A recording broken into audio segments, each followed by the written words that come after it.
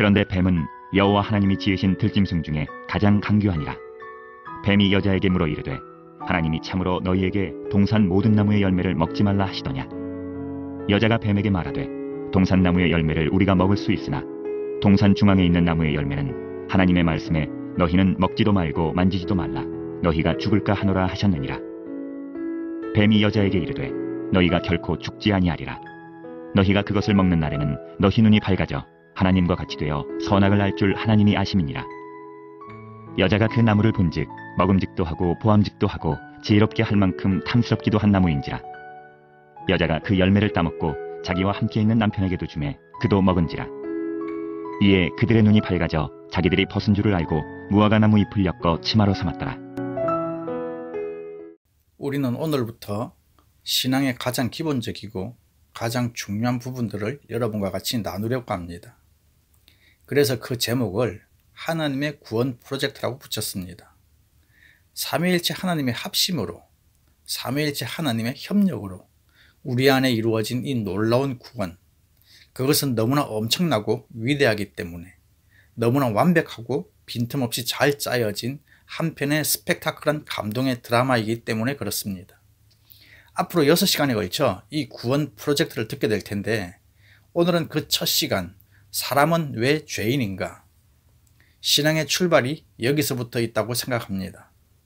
이 죄와 구원, 그리고 예수님, 우리 신앙의 아주 중요한 메시지를 알기 위해서 오늘 첫 말씀을 이렇게 나누려고 합니다.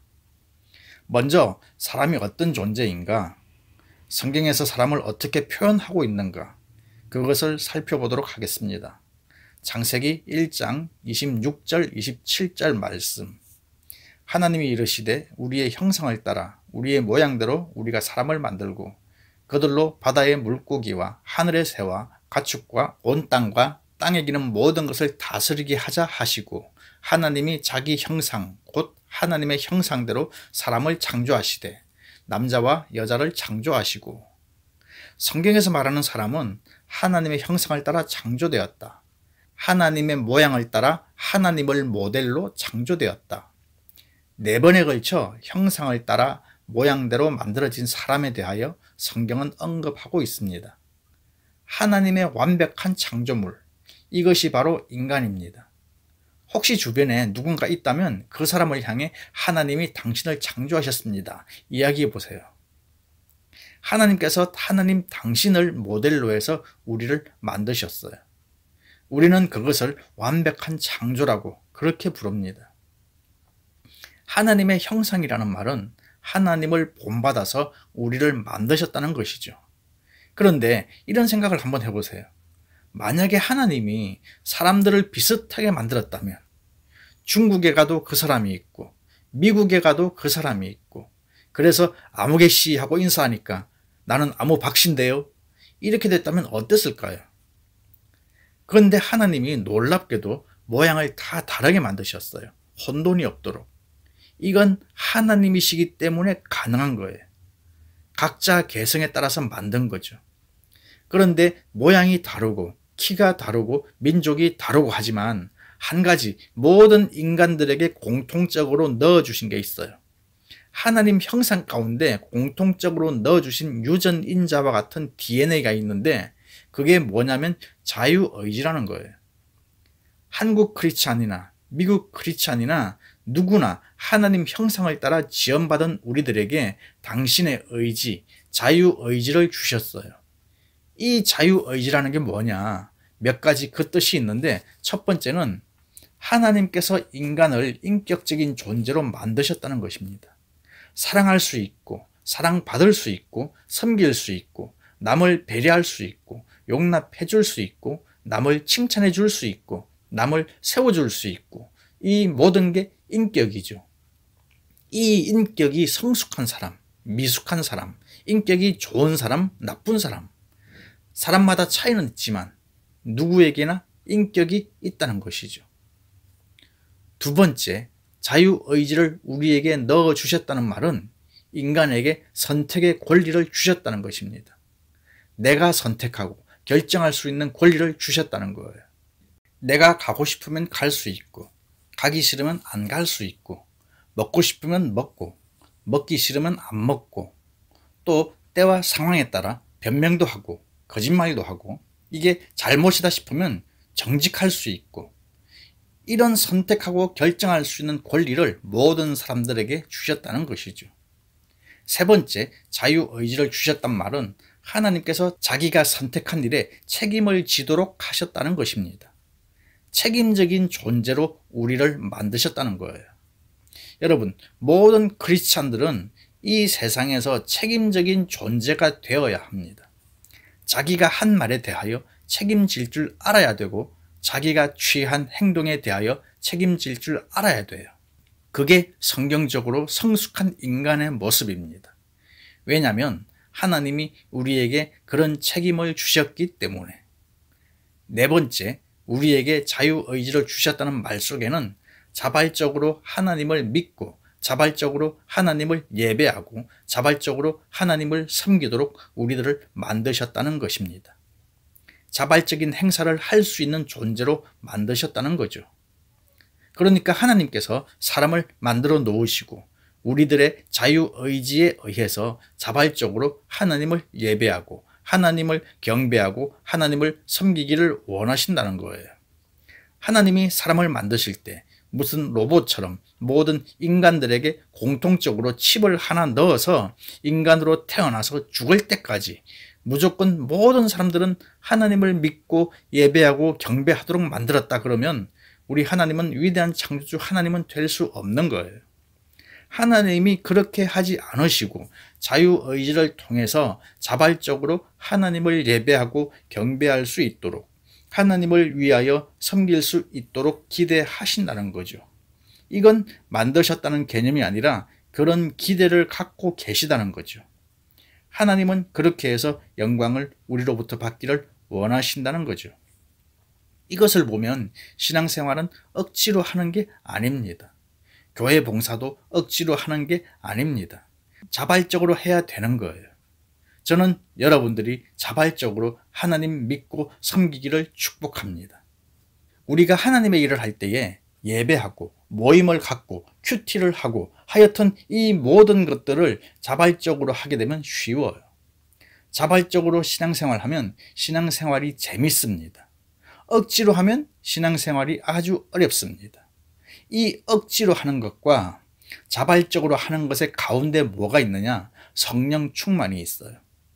우리가 성령 충만하면 우리 안에 자유함이 있고 그 자유함 가운데 예배하고 경배하고 봉사하고 공동체 모임을 갖고 하는 이 모든 것들이 쉽고 재밌어요. 그러나 성령의 충만함이 없이 자기 선택과 결정과 판단과 의지로 하게 되면 신앙생활은 정말로 힘들고 어렵습니다. 그런 점에서 저는 여러분들이 성령 충만하기를 축복합니다. 이 성령 충만함이 우리에게 주는 자유함, 이것이 우리 인생을 얼마나 풍성하게 풍족하게 해주는지 몰라요. 하나님이 기뻐하시는 예배를 드릴 수 있고 하나님이 기뻐하시는 예물을 드릴 수 있고 하나님이 기뻐하시는 헌신과 봉사를 할 수 있어요. 자발적으로 하나님 앞에 나아갈 수 있다는 거죠. 교회 일도 보면 자발적으로 하는 사람은 시험에 들 일이 별로 없어요. 억지로 하는 사람이 시험에 드는 거예요.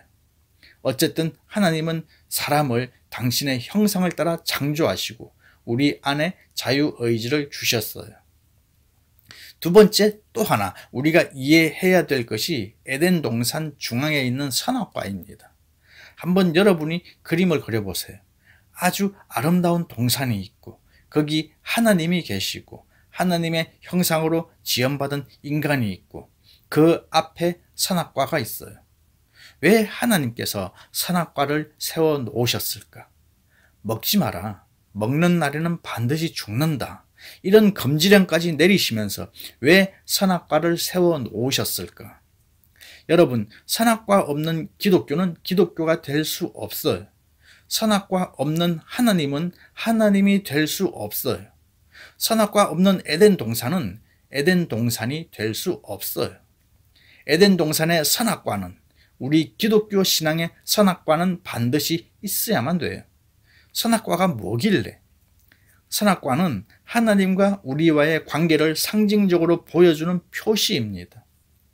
하나님이 선악과를 보실 때, 우리가 선악과를 바라볼 때 거기서 하나님은 하나님대로, 우리는 우리대로 발견하는 중요한 것이 있다는 거예요. 그게 무언가?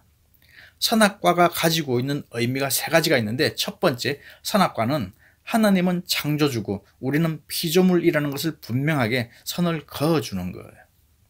하나님께서 선악과를 보실 때는 내가 이 온 세상을 창조했구나.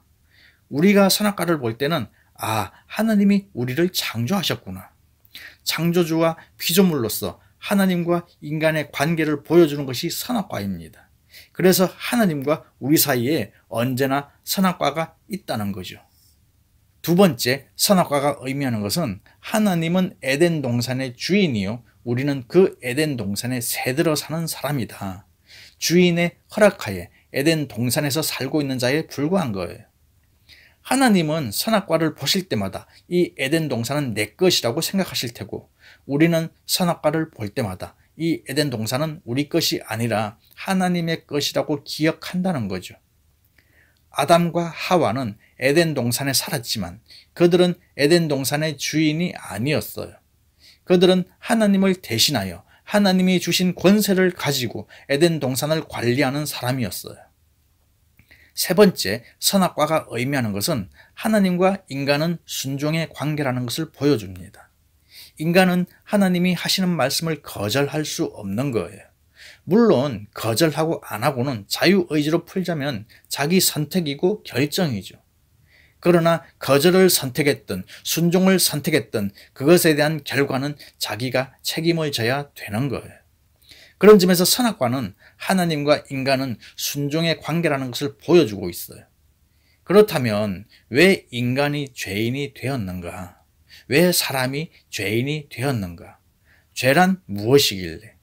오늘 우리가 읽은 창세기 3장 6절 말씀 한번 보겠습니다. 여자가 그 나무를 본즉 먹음직도 하고 보암직도 하고 지혜롭게 할 만큼 탐스럽기도 한 나무인지라 여자가 그 실과를 따먹고 자기와 함께한 남편에게도 주매 그도 먹은지라. 하나님은 선악과를 먹으면 반드시 죽을 것이다. 사탄은 절대 죽지 않는다.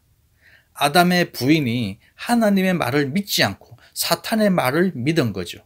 여러분, 이 땅에 살면서 하나님의 말씀만 믿기를 축복합니다. 사람의 말 믿지 마세요. 사람의 말은 참고만 하십시오. 세상 돌아다니는 이야기는 그냥 참고만 하세요. 그것에 흔들리거나 그거를 믿었다가 넘어지지 마십시오. 사람의 심리 속에 이 죄성이 있기 때문에 진리는 안 믿어지고 거짓은 믿어지는 그 상태가 우리에게 있는 거예요.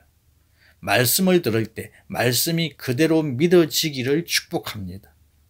사람의 말은 의심해도 돼요. 하나님의 말씀은 의심하면 많은 것을 잃어버리고 손해를 봅니다. 보세요. 이 여인이나 남편이나 똑같은 사람들이죠. 물어보지도 않고 얼마나 아내를 사랑했으면 그냥 선악과를 따먹었을까. 같은 통속이라는 거죠.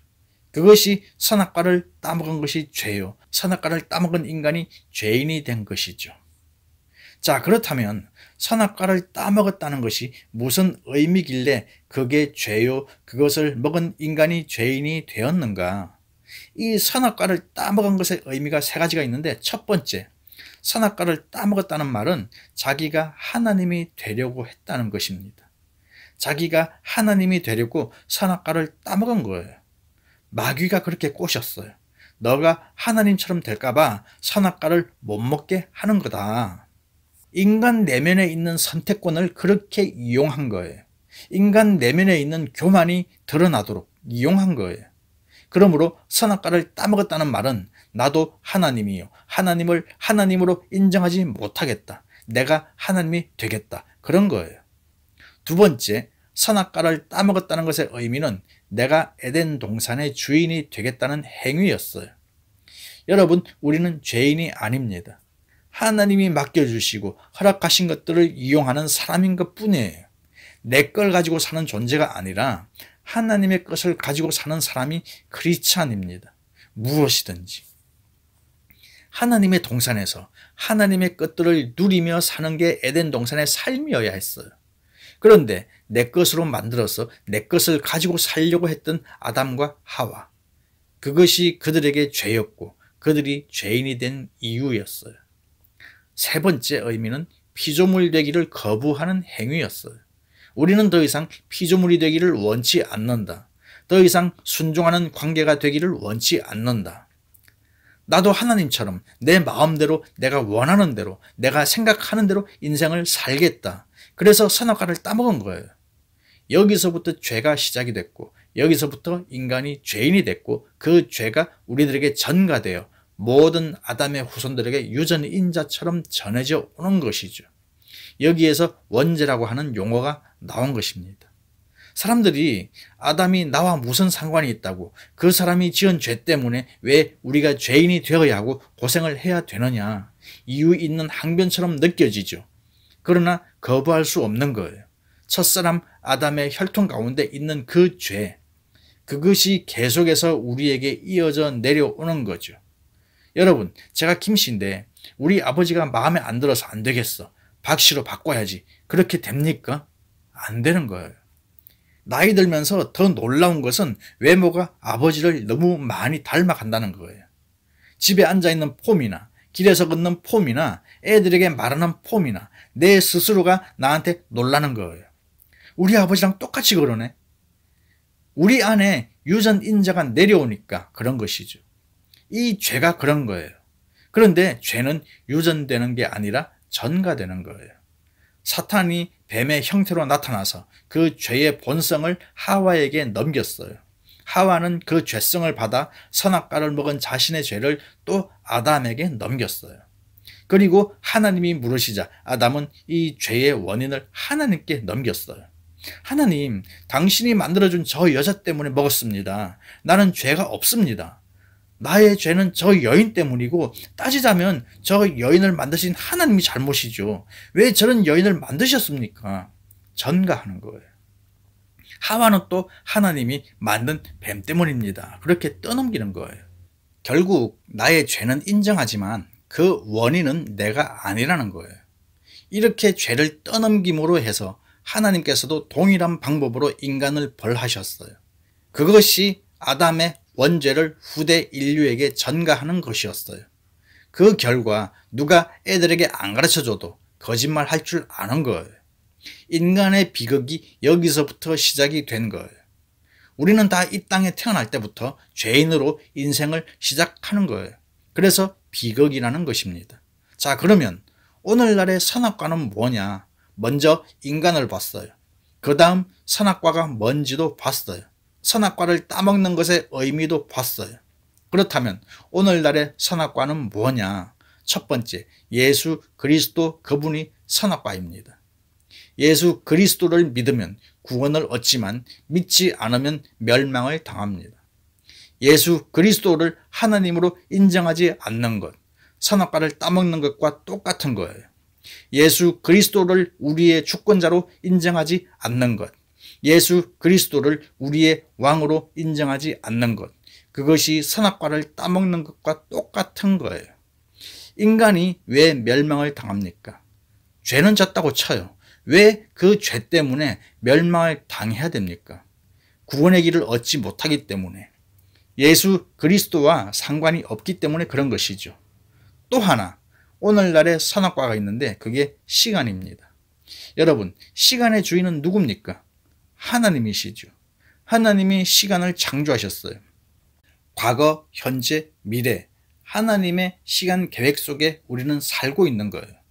우리에게 허락하신 24시간, 일주일, 한 달, 365일, 그분이 허락하신 시간 안에 우리는 인생을 살고 있는 거예요. 우리의 시간이 하나님의 것이라는 것을 인정해야 됩니다. 여러분이 내 시간이 하나님의 것이라는 최고의 표현이 뭐냐면 주일 성수하는 거예요. 여러분 어디를 가든지 주일을 절대 범하면 안 됩니다. 여행을 가더라도 호텔에서 부부끼리 둘이서만 예배를 드릴지언정 절대 예배를 걸러서는 안 됩니다. 왜냐하면 그것은 선악과를 따먹는 행위가 되기 때문이에요. 예배를 드리는 것은 시간의 주인이 하나님이십니다 라고 믿음으로 표현하는 것이지만, 예배를 드리지 않는 것은 내가 시간의 주인입니다 하고 선악과를 따먹는 것과 똑같은 거예요. 저는 여러분들이 어디를 가든지 예배를 꼭 중요시 여기기를 축복합니다. 세 번째 선악과, 물질입니다. 사람이 제일 약한 게 돈이죠. 신앙의 성숙도는 돈에 대하여 어떤 태도를 가지고 있느냐에 결정이 됩니다. 물질이 정말 하나님의 것이라고 나는 인정하며 고백하고 살고 있는가? 아니면 물질 앞에서는 신앙도 말씀도 하나님도 언제나 차선에 있고 내가 우선적으로 그 물질에 마음을 두고 있느냐? 하나님의 소유권, 우리가 가진 모든 소유의 주인이 하나님이다. 그것을 어떻게 표현할 수 있느냐? 하나님께서 다 내 것이지만 너가 번 돈의 10분의 1만 나에게 드려라. 그러면 너가 모든 물질의 주인이 하나님, 나라고 인정하는 것으로 하겠다. 이것이 11조예요. 여러분, 11조를 왜 하느냐, 하지 않느냐의 문제를 넘어서서 그 문제를 논하기 전에 물질의 주인이 하나님이라고 내가 인정하고 사느냐, 인정하지 않고 사느냐, 이게 더 심각한 문제라는 거죠. 저는 이 두 종류의 이야기를 참 많이 들어봤어요. 11조 했더니 하나님 이렇게 복을 주시더라, 그런 얘기. 또 하나, 11조 안 했다가 이렇게 돈 때문에 고생했다. 여러분, 어느 이야기에 꽂히십니까? 저는 여러분들이 하나님이 내 물질의 소유권자라는 것도 분명하게 인정하며 살기를 축복합니다. 우리 것 가지고 사는 게 아니에요. 하나님이 허락하신 것을 가지고 사는 것이 그리스도인의 삶입니다.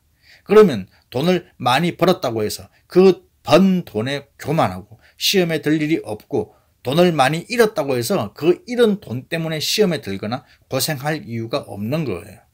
하나님이 주기도 하시고 거두기도 하시는 분이시니까.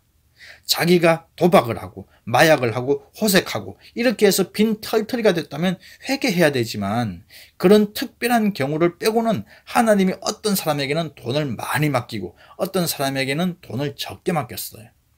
많이 맡긴 사람은 여유 있게 살고 적게 맡긴 사람은 좀 어렵게 살 수 있어요. 그러나 언젠가 하나님이 분명히 나에게 맡기신 재물에 대하여 정산하실 때가 온다는 거예요.